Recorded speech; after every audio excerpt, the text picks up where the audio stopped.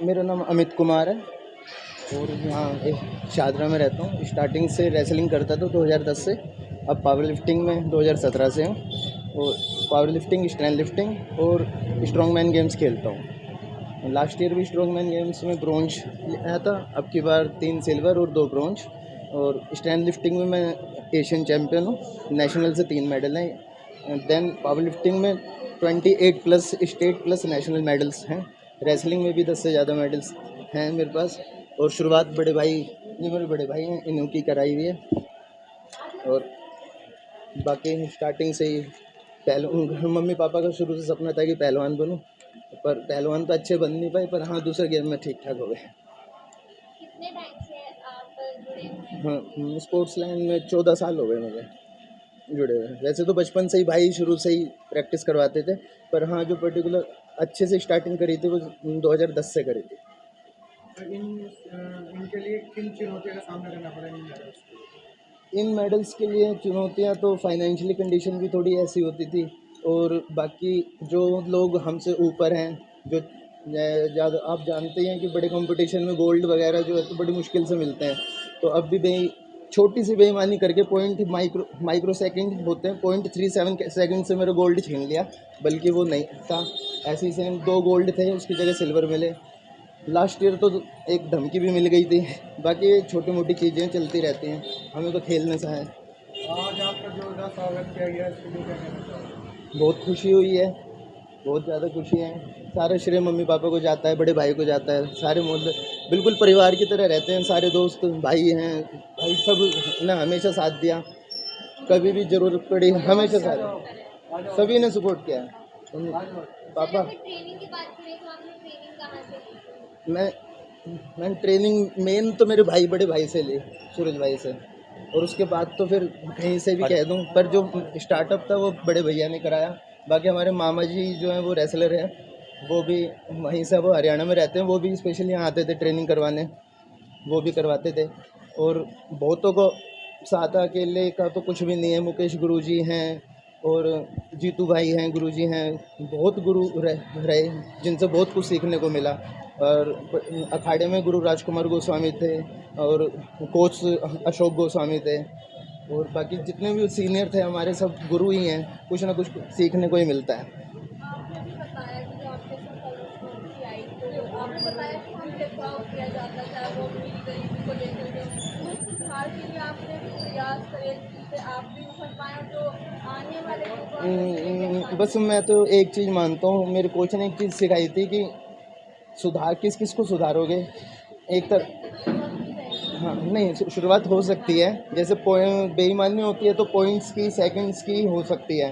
अगर हम पहले ही उठा के नीचे मार दें, मतलब डायरेक्ट ही चित कर दें बाय फॉल, तो उसमें क्या बेईमानी होगी। इसलिए एक तरफा गेम खेलने वाले बन जाओ, अपने आप ही कोई बेईमानी नहीं कर पाएगा। मुझसे पहलवान जंतर मंतर में बैठे हुए उनके लिए क्या कहना चाहोगे? जंतर मंतर पे बैठे हैं अपनी प्रैक्टिस छोड़कर। वो वैसे तो मैं रेसलिंग से हट चुका हूँ, पर बहुत गलत है इतना, मतलब पहलवान अगर एक दिन की प्रैक्टिस छोड़ता है तो 8 दिन पीछे चला जाता है। बाकी सरकार की बात ये बहुत गलत है, जो उनकी बात नहीं मानी जा रही है। बस आप इसी से अंदाज़ा लगा सकते हैं, वो तो बहुत बड़े पहलवान हैं, मैं तो बहुत छोटे स्तर पर हूँ अभी, पर तो उनके साथ ही इतनी है हो सकती है, तो मैं तो क्या ही है। सर यूथ को क्या मैसेज देना चाहेंगे पहलवानी के दौरान जो जर्नी है उसमें क्या गलतियाँ ना करें या पहलवानी के दौरान नहीं, पर हाँ ये मेहनत तो सबसे पहला है कि डाइट हो ना हो, सुविधा हो या ना हो, शूज़ रनिंग के लिए हो या ना हो सब कुछ सकता है। अगर आप ठाने तो सब कुछ हो सकता है। शेरू क्लासिक में भरने के लिए फ़ीस भी नहीं थी मेरे पास, फिर भी स्पॉन्सर मिल गया। मैंने मेहनत करी, स्पॉन्सर मिला, अपने आप गया कोई, और मेडल भी जीते। मेडल के बाद बहुत सारी अपॉर्चुनिटीज़ भी मिलती चली गई। अगर आदमी चाहे तो कर कुछ भी सकता है, पर मेहनत करनी पड़ेगी उसे। अगर बहाना लेना चाहे तो वो किसी भी चीज़ का ले ले कि मैं गरीब था या मैं कर नहीं पाया, मेरी चोट लग गई, ये सिर्फ बहाने होते हैं। करने वाला कुछ भी कर सकता है। आने वाले 10 साल बाद आप अपने आप को कहाँ देखते हैं? मम्मी पापा बड़े भाइयों का आशीर्वाद रहा तो ओलंपिक तक की कोशिश करेंगे। स्ट्रॉन्ग मैन में वर्ल्ड लेवल तक खेलेंगे। अब की बार कोशिश है स्ट्रेंथ लिफ्टिंग में कजाकिस्तान का शायद सिलेक्शन हो जाए। इस 25 जुलाई को नेशनल है, अगर उसमें गोल्ड आता है तो कजाकिस्तान के लिए सेलेक्ट हो जाऊंगा, तो वर्ल्ड चैम्पियनशिप खेलने जाऊंगा। बहुत खुशी हो रही है जी मुझे इस बात की। इसने बहुत मेहनत करी है जो यहाँ तक ये मेडल जीत के लाया है, और हम कोशिश करेंगे आगे भी ये मेहनत करे और मेडल जीते। बहुत खुशी हुई है, हमारे गली वाले ने भी हमें बहुत सपोर्ट करा मेरे बेटे के लिए। मेहनत करते आए हैं जब से ये दिन आए, और ऊंचे जाए, माँ बाप की ये इच्छा होती है। इनका मेहनत में बहुत यकीन है, ये अपनी मेहनत से कुछ भी पॉसिबल कर देते हैं। मेरे लिए तो ये सबसे ग्रेटेस्ट मैन है अब तक, क्योंकि बिकॉज इनकी जैसी मेहनत, इनकी जैसा गेम, ये वहाँ जाके भी कभी भी वॉश आउट नहीं होते, चाहे वहाँ पर कुछ भी हो रहा हो। ये अपने आप को स्थिर रखते हैं, अपनी मेहनत पे ध्यान रखते हैं, अपना गेम खेलते हैं फुल फोकस के साथ। और आज तक कभी भी इन्होंने, इनके सारे मेडल्स इनकी मेहनत के दिए हुए हैं।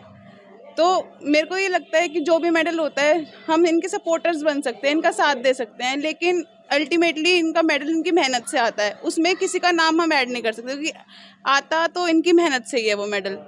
तो इसलिए हम सिर्फ इनका साथ दे सकते हैं, जो कि हम देते हैं और हमेशा देंगे। भी प्रोटीन, पीनट बटर्स वगैरह अगर कुछ भी ज़रूरत पड़ती है तो ये मुझे मेरी हेल्प करते हैं पूरी, तो इनका बहुत बड़ा साथ है मेरे से। और बाकी रिजवान भाई कभी आधी रात को भी फ़ोन कर दे, भाई मुझे ज़रूरत है कुछ चीज़ की, कंपटीशन खेलने जाना है, तो भाई हमेशा हम मेरी सहायता करते थे।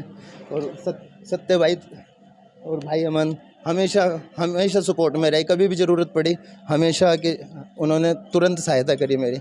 खैर मतलब अकेले को मैं नहीं कह सकता, बहुत सारों का हाथ है इन मेडल्स के पीछे। इंसान का एक बार इमोशनल ब्रेकडाउन तो जरूर होता है, चाहे वो किसी भी अपने करियर की शुरुआत करे तो इंसान अपने दोस्तों के पास जाता है। जब उसका एक इमोशनल ब्रेकडाउन होता है, लड़के तो कहीं आसानी से इमोशनल भी नहीं हो सकते। तो आपके दोस्तों के साथ कोई मोमेंट हो जो बताना चाहेंगे जब आपने हार मानी और उन्होंने आपको मोटिवेट किया?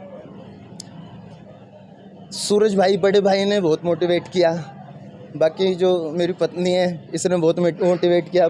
मम्मी और हमेशा कहती थी कि तू खेल, बाकी मैं देख लूँगी, जा बेटा। तो खैर सब कुछ पैसे से तो होता नहीं है, फिर मम्मी और पापा कह देते तू जा, मैं देख लूँगा, सब कुछ हो जाएगा, फ़ोन कर दियो वहाँ से। बेशक उनके पास पैसे हों या ना हो, पर हाँ वो पूरी सपोर्ट करते थे। बस उनका इतना ही कहना वो काफ़ी रहता था कि तू जा देख, मैं देख लूँगा पीछे, बस यही बहुत था। मैं कहना चाहूँगा बहुत बहुत कॉन्ग्रेचुलेसन अमित भाई को, इन्होंने बहुत अच्छा खेला है। शेरू क्लासिक में 5 मेडल इन्होंने जीते हैं वहाँ पे। एंड मैं कहता हूँ जहाँ पे भी जाए इन्हें सक्सेस मिले हर जगह, बस।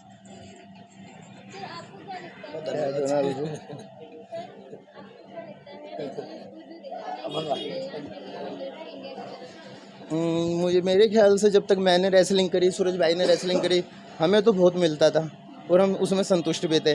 बाकी अगर हम कोई भी गेम खेल रहे हैं तो हम अपने लिए खेल रहे हैं, खुद के लिए खेल रहे हैं। हम ये नहीं कह सकते, दूसरे के ऊपर ब्लेम नहीं थोप सकते कि हमें ये दो वो दो। भाई अगर तुझे खेलना है खेल, वरना मत खेल। इसलिए मैं तो बहुत संतुष्ट रहता हूँ, कुछ मिले ना मिले। बहुत लोग पूछते हैं तो 5 मेडल जीत के लाया, क्या मिला? भाई इज्जत बहुत मिली और वही बहुत है, बाकी पैसों का करना क्या है, इज्जत मेन है। इसलिए सभी को संतुष्ट रहना चाहिए, जो मिले या ना मिले। आगे क्या प्लान है आपके, कौन से गेम में? 25 जुलाई को नेशनल है स्ट्रेंथ लिफ्टिंग का, जोधपुर राजस्थान में। अगर उसमें मेरा गोल्ड आता है तो मैं कजाकिस्तान वर्ल्ड चैम्पियनशिप के लिए सेलेक्टेड हो जाऊँगा, तो मैं फिर वो खेलने जाऊँगा।